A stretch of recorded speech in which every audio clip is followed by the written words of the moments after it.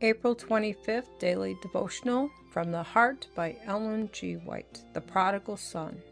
A certain man had 2 sons, and the younger of them said to his father, "Father, give me the portion of goods that falls to me." So he divided to them his livelihood. Luke chapter 15, verses 11 and 12. And please also read Luke chapter 15, verses 11 through 32. It was to answer the accusation of the scribes and Pharisees to the effect that Jesus chose the companionship of sinners, that he spake the parables concerning the lost sheep, the lost silver, and the prodigal son, and in these presentations showed that his mission to the world was not to make miserable, not to condemn and destroy, but to recover that which was lost. These were the very ones that needed a Savior. The prodigal son was not a dutiful son, not one who would please his father, but one who desired his own way.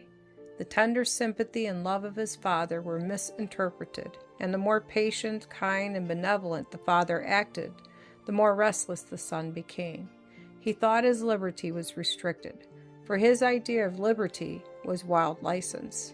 And as he craved to be independent of all authority, he broke loose from all the restraint of his father's house, and soon spent his fortune in riotous living.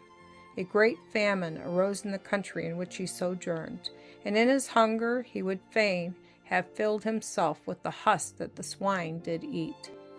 He had no one now to say, "Do not do that, for you will do injury to yourself. Do this because it is right."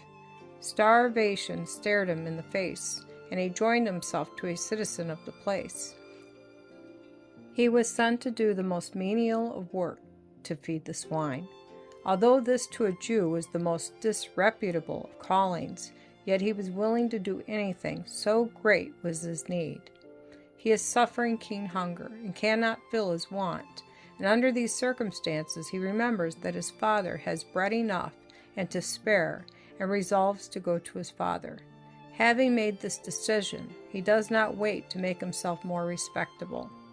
When he was yet a great way off, his father saw him, and had compassion, and ran and fell on his neck, and kissed him. Luke chapter 15, verse 20. The home looks just as it did when he left it, but what a difference there is in himself. The father does not give him a chance to say, "Make me as one of thy hired servants." The welcome he receives assures him that he is reinstated to the place of son.